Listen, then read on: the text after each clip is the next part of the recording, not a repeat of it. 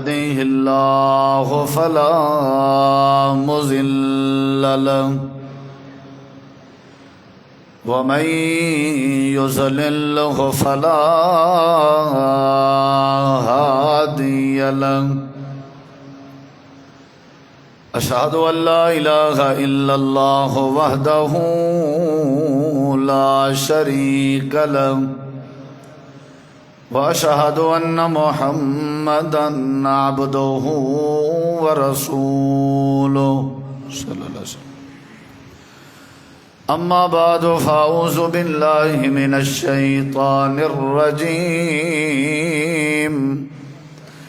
بسم الله الرحمن الرحيم.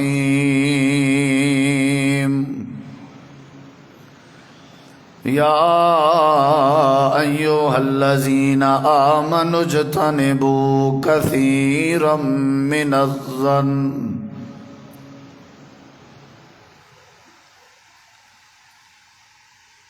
اللهم صل على محمد وعلى آل محمد كما صليت على إبراهيم وعلى آل إبراهيم إنك حميد مجيد.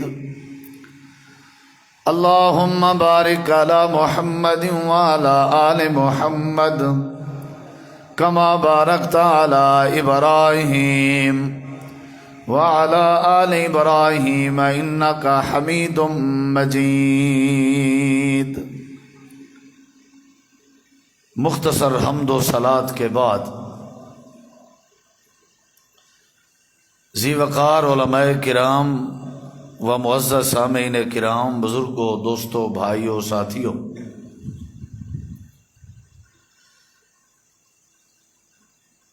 حدیث قدسی ہے، نبی کریم علیہ الصلاۃ والسلام فرماتے ہیں کہ اللہ تبارک و تعالی نے فرمایا انا عند ظن عبدی بی، میرے بندے کا جس طرح مائنڈ ہوگا، جس طرح اس کی سوچ ہوگی، جس طرح وہ سوچے گا، جس طرح اس کا گمان ہوگا، میں اللہ تبارک و تعالی اس کی سوچ کے مطابق اس کا ساتھ دوں گا.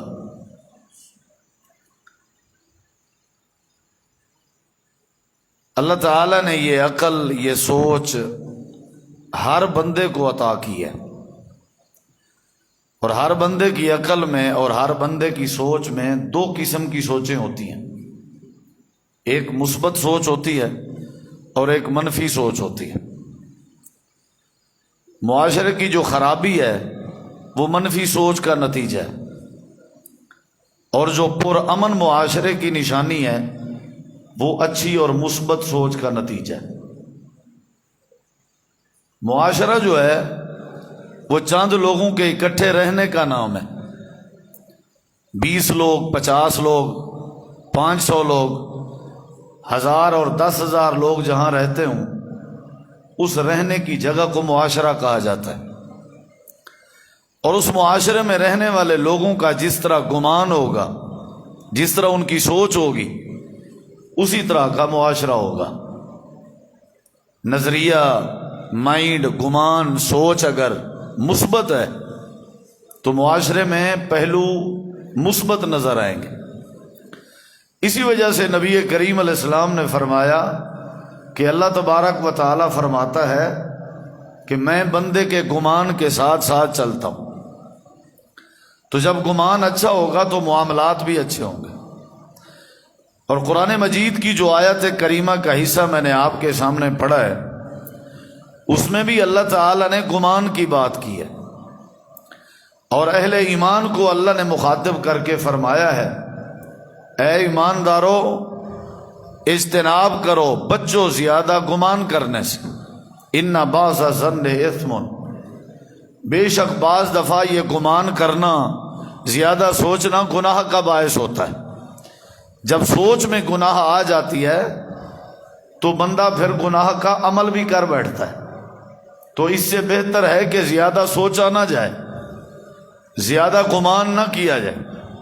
اگر گمان کرنا بھی ہے تو حسن ظن رکھنا چاہیے، یعنی اچھا گمان رکھنا چاہیے۔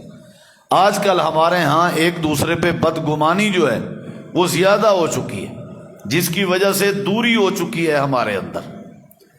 نبی کریم علیہ السلام اعتکاف کی حالت میں تھے اور آپ کی ازواج میں سے آپ کی زوجہ محترمہ آپ کے پاس تشریف لاتی ہیں اور آپ کی خدمت کرتی ہیں۔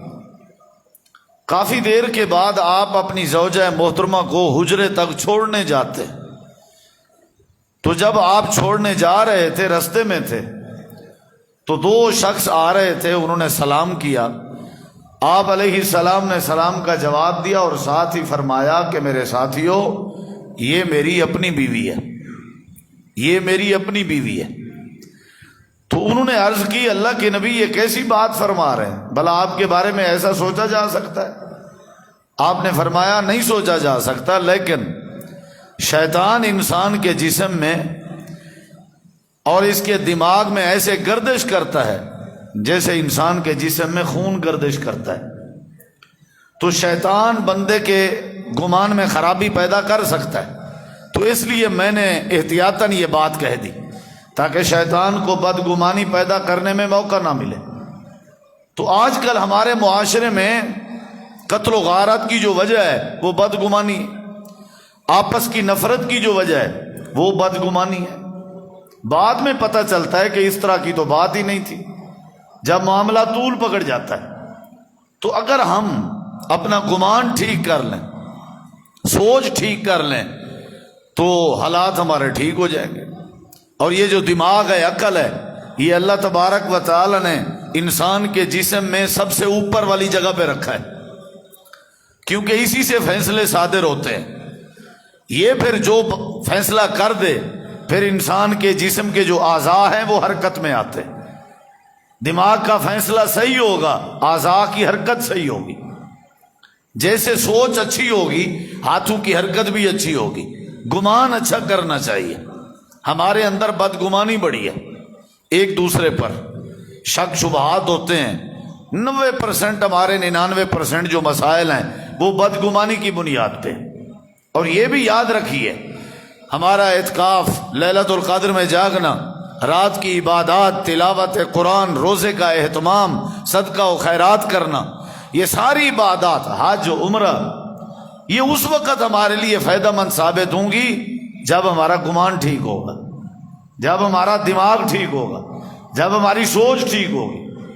سوچ اگر ٹھیک ہے تو سارے معاملات ٹھیک ہے۔ یہ عقل بہت بڑی نعمت ہے اور اس کو مثبت انداز میں سوچنا چاہیے۔ میں آپ کے سامنے چند مثالیں پیش کرتا ہوں، پھر اجازت چاہتا ہوں، لیکن آپ نے غور سے سننی ہے کہ اگر گمان اچھا ہو تو اس کا اثر کیا ہوتا ہے، اس کا نتیجہ کیا ہوتا ہے۔ آپ نے غور سے سننی ہے بات کہ اگر کسی کا اچھا گمان ہو تو اس کا نتیجہ کیا ہوتا ہے۔ پہلی دلیل کے طور پہ ایک بات، حضرت سیدنا ابراہیم علیہ السلام کو جب اللہ نے حکم دیا تھا کہ آپ اپنی بیوی حضرت سیدہ ہاجرہ اور آپ اپنے بیٹے حضرت سیدنا اسماعیل کو اپنے ساتھ لے کے ایک ایسی جگہ پہ چلے جائیں جہاں ہمارے گھر بیت اللہ کے آثار موجود ہیں، نشانات موجود ہیں، گویا کہ حضرت ابراہیم علیہ السلام چل پڑے۔ بڑے عرصے کے بعد اللہ نے بیٹا دیا تھا، حضرت اسماعیل عطا کیا تھا، اور پھر یہ حکم جاری ہوا کہ آپ ایسی جگہ پہ چھوڑ آئیے جہاں ہمارے بیت اللہ کی بنیادیں ہیں۔ تو چنانچہ اللہ تعالیٰ کی محبت غالب تھی، بیٹے کو ساتھ لیا، بیوی کو ساتھ لیا، چل پڑے بڑھاپے کی حالت میں، چلتے گئے تو ایسی جگہ جہاں بیت اللہ کے آثار موجود تھے وہاں جا کر کے پہنچے اور وہاں چھوڑا اور چھوڑ کے واپس آ رہے تھے۔ تو حضرت سیدہ ہاجرہ نے سوال کیا، صحیح مسلم میں آتا ہے، اے میرے سر کے تاج ابراہیم، ہمیں کیوں چھوڑے جا رہے ہیں آپ؟ کوئی وجہ بتا سکتے ہیں آپ؟ تو حضرت سیدنا ابراہیم علیہ السلام نے اپنی انگلی کا اشارہ آسمان کی طرف کیا اور اشارے کے ساتھ بات بتائی کہ اپنی مرضی سے نہیں چھوڑ کے جا رہا بلکہ اللہ کی مرضی سے چھوڑ کے جا رہا ہوں۔ آگے بات میں کر رہا ہوں ذہن کی، سوچ کی حالت کیفیت ذرا دیکھیں. حضرت سیدہ ہاجرہ ادھر ادھر دیکھتی ہیں تو ہر طرف جو ہے وہ بالکل ریگستانی علاقہ ہے, بیاباں ہے, غیر آباد علاقہ ہے, کیفیت عجیب سی ہے. تو کہنے لگیں اگرچہ سہولیات زندگی, ضروریات زندگی موجود نہیں ہیں, پھر بھی اگر اللہ تعالیٰ نے حکم دیا ہے ہمیں اس جگہ پہ چھوڑ دینے کا تو آپ اداس ہو کر کے واپس نہ جائیے. میں ہاجرہ کا یہ ذہن ہے, اذ اللہ یزینا, اللہ ہمیں ضائع نہیں کرے گا. سوچ کی بات ہوتی ہے نا, نہیں ضائع کرے گا اللہ. آپ ٹینشن نہ لیں, پریشان نہ ہوں آپ. کتنی بڑی بات ہے, ساری زندگی کا دار و مدار اسے ایک جملے پہ ٹکا ہوا ہے, اللہ ہمیں ضائع نہیں کرے گا. ہمیں ذرا مسئلہ ہو جائے ہم کہتے ہیں ہم تو گئے بھائی, ہم تو گئے بھائی, مولوی صاحب آپ ہی کچھ کریں, ہم تو گئے. ہمارے حوصلے ٹوٹ جاتے ہیں, گمان ہمارا بدگمانی میں مبتلا ہو جاتا ہے. ذرا مسئلہ بنے, بندے کو دلیر بناتا ہے اچھا گمان, بندے کو بہادر بناتا ہے اچھا گمان. حضرت سیدہ ہاجرہ فرمانے لگی اللہ میں ضائع نہیں کرے گا, آپ تشریف لے جائیں. حضرت ابراہیم علیہ السلام واپس آ رہے تھے اور اللہ کی بارگاہ میں دعا کی, اے پروردگار ربنا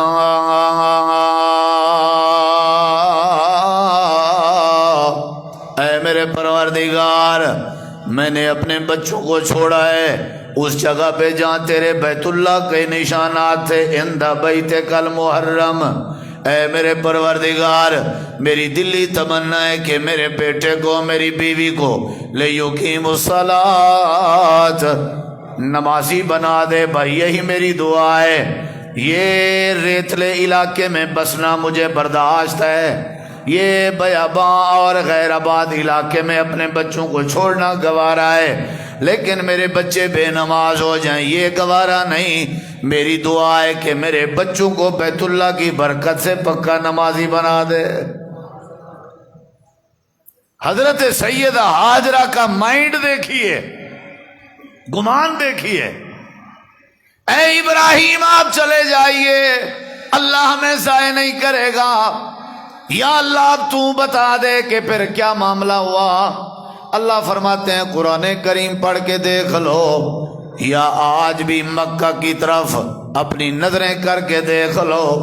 حضرت سیدہ ہاجرہ کے مائنڈ, گمان اور حسن زن کی برکت سے میں اللہ نے اس جگہ کو شاد آباد کر دیا تھا. ساری دنیا کا رخ اللہ نے بیت اللہ کی طرف کر دیا. جگہ آباد ہوئی کہ نہیں ہوئی؟ کس وجہ سے؟ نظریے کی وجہ سے, گمان کی وجہ سے, سوچ کی وجہ سے کہ اللہ ہمیں ضائع نہیں کرے گا. تو اللہ نے کہا پھر ہم نے ضائع نہیں کیا. آج بھی دنیا لاکھوں روپے خرچ کر کے جاتی ہے اس جگہ پہ.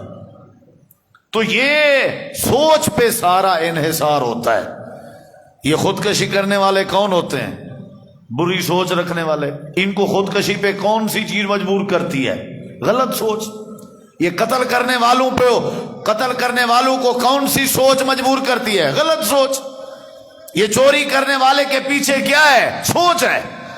ڈکیٹی کرنے والوں کے پیچھے کیا ہے؟ سوچ ہے. سوچ اچھی ہوگی معاملہ اچھا ہوگا.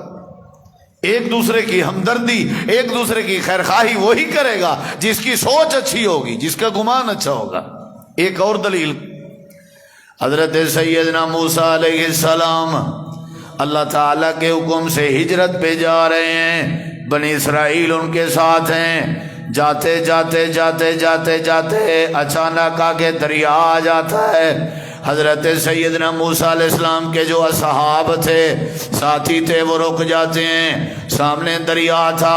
اب سارے کہنے لگے اے موسیٰ ہمیں تو نے مروا دیا, آگے دریا ہے, پیچھے فرعون کا لشکر آ رہا ہے, اگر ہم پیچھے جاتے ہیں تو فرعون ہمیں تباہ کر دے گا. آگے جاتے ہیں دریا ہمیں ڈبو دے گا، ہم تو پکے مر گئے۔ اللہ نے ان کا یہ تبصرہ، اللہ نے ان کا یہ گمان قرآن میں بیان کیا ہے۔ قال اصحاب موسیٰ انا لمدرکون، حضرت موسیٰ کلیم کے ساتھی کہنے لگے ہم تو رول گئے، ہم تو مر گئے، ہم تو برباد ہو گئے۔ حضرت موسیٰ علیہ السلام اللہ سے کلام کرنے والے تھے، گزارش کی یا اللہ اب کیا ہوگا؟ اللہ نے کہا کیا ہوگا؟ تو کیا چاہتا ہے؟ تو میرا نبی، تیری کیا تمنا ہے؟ یا اللہ میرا دل کرتا ہے کوئی مدد کر دے ہماری۔ اللہ نے کہا اس سچویشن میں میں مدد نہیں کرتا، انا عند ظن عبدی بھی، میں بندے کے گمان کے ساتھ چلتا ہوں۔ گمان ہی صحیح نہیں کیا ہوا انہوں نے، جب میری مدد کے حوالے سے ان کا گمان ہی نہیں ہے، گمان یہ ہے ہم تو گئے۔ اب جب گمان ہی ان کا یہ ہے کہ ہم تو گئے، اس حالت میں کیسے مدد آئے گی؟ میں تو گیا بھائی۔ جس طرح کا گمان ہوگا، جس طرح کی سوچ ہوگی، ویسا بندے کے ساتھ معاملہ ہوگا۔ پہلے ان کا گمان ٹھیک کرو، مائنڈ سیٹ کرو ان کا۔ حضرت موسیٰ علیہ السلام ایک پتھر پہ چڑھ گئے، سارے سامنے تھے تو سب کو ایک خطاب کیا، وہ خطاب بھی قرآن میں موجود ہے۔ حضرت موسیٰ علیہ السلام فرمانے لگے قال کلا، فرمانے لگے نہیں، ایسا نہیں ہو سکتا جیسا تم سوچ رہے ہو۔ دریا بھی ہمیں تکلیف نہیں دے سکتا، فرعون بھی ہمیں تکلیف نہیں دے سکتا۔ کہنے لگے کیسے نہیں دے سکتا؟ ہم تھوڑے ہیں، فرعون کا لشکر زیادہ ہے، اگر فرعون کے لشکر سے بچ گئے تو دریا نہیں بچائے گا۔ حضرت موسیٰ علیہ السلام کہنے لگے دریا سے بھی بڑی طاقت ہمارے ساتھ ہے، فرعون سے بھی بڑی طاقت ہمارے ساتھ ہے۔ ان ربی معی ربی سیہدین، اللہ میرے ساتھ ہے، اللہ کے حکم سے میں نے ہجرت کی تھی۔ ساری قوم کہنے لگی اچھا اب بات ذہن میں آئی، اللہ ہمارے ساتھ ہے، ہمیں گھبرانے کی کوئی ضرورت نہیں، اب ہمیں اللہ پہ گمان ہے، یقین ہے کہ اللہ ہماری مدد ضرور کرے گا۔ یا اللہ اب تیرے بندوں نے تیرے بارے گمان اچھا کر رکھا ہے۔ اللہ فرماتے ہیں پھر یہ بتا تیرے ہاتھ میں کیا ہے؟ یا اللہ میرے ہاتھ میں ڈنڈا ہے، سوٹا ہے۔ اللہ نے فرمایا ماری سے پانی میں حضرت موسیٰ کلیم نے سوٹا اپنا پانی پہ مارا، اللہ نے جتنے حضرت موسیٰ کی قوم کے قبیلے تھے اتنے اللہ نے صاف راستے بنا دیے۔ مدد نہ آنے میں اللہ کا کوئی قصور نہیں ہے، ہمارا قصور ہے۔ دعا ہماری قبول نہیں ہو رہی، اس میں اللہ کا کوئی قصور نہیں ہے۔ ہم ہی شروع سے کہتے ہیں مولانا ہم تو گناہ گار ہیں، ہماری کہاں سنتا ہے؟ بھئی آپ نیک آدمی ہیں، آپ کی ضرور سنے گا۔ اللہ کہتے ہیں تیری بنیاد ہی صحیح نہیں، تو نے میرے بارے ایسا بڑا جملہ بولا ہے کہ میں تیری سنتا ہی نہیں، یہ کیسے ہو سکتا ہے؟ رکوع سے جب اٹھتا ہے تو سامع اللہ لمن حامدہ کی صدا لگاتا ہے، جس کا ترجمہ یہی ہے کہ ہر وہ بندہ جو اللہ کی تعریف کرے اللہ اس کی سنتا ہے۔ تو نے پہلے سے ہی کہہ دیا۔ اکثر لوگوں کو روتا دیکھا ہے، جی مول صاحب میں تو بڑا پریشان ہوں۔ بھئی کیا ہوا؟ بس جی سمجھ نہیں آتی کیا ہوا، سمجھ نہیں آتی۔ بھئی تو دماغ ٹھیک رکھ اپنا، سارا معاملہ ٹھیک ہو جائے گا۔ اکثریت لوگ اپنے دماغ کی بدگمانی کا شکار ہیں۔ جب دماغ کی سوچ مضبوط ہوگی تو انشاءاللہ معاملات مضبوط ہو جائیں گے۔ سارا معاملہ ادھر ٹکا ہوا ہے ذہن پہ۔ موسیٰ علیہ السلام کی پھر اللہ نے مدد کی، رستے بن گئے، ساری قوم پار نکل گئی، ادھر دوسری طرف پہنچ گئی۔ پیچھے سے لشکر فرعون آ گیا، انہوں نے کہا رستے بنے ہوئے ہیں، چلو بھائی بھاگو دریا میں، چلو شاباش۔ سارا لشکر جب دریا میں آیا تو سارے کا سارا لشکر جب دریا میں تھا تو اللہ تعالی نے حکم دیا کہ اے دریا کی موجیں، میں نے تمہیں روکا تھا ان لوگوں کے لیے جن کا گمان اچھا تھا۔ یہ جو لوگ تیرے اندر آئے ہوئے ہیں ان کا گمان اچھا نہیں ہے۔ اللہ نے پانی کو چلایا، سب کو غرق کر دیا۔ اب اللہ نے قرآن میں اس کی مثال دی، وَأَغْرَقْنَا آلَ فِرْعَوْنَ وَأَنْتُمْ تَنظُرُونَ۔ तुम अपनी आंखों से देख रहे थे मैंने आले फिरौन को गर्क किया था, उसकी वजह यह थी गर्क होने वालों की सोच सही नहीं थी और बचने वालों की सोच अच्छी थी। दारोमदार किस चीज पे है भाई?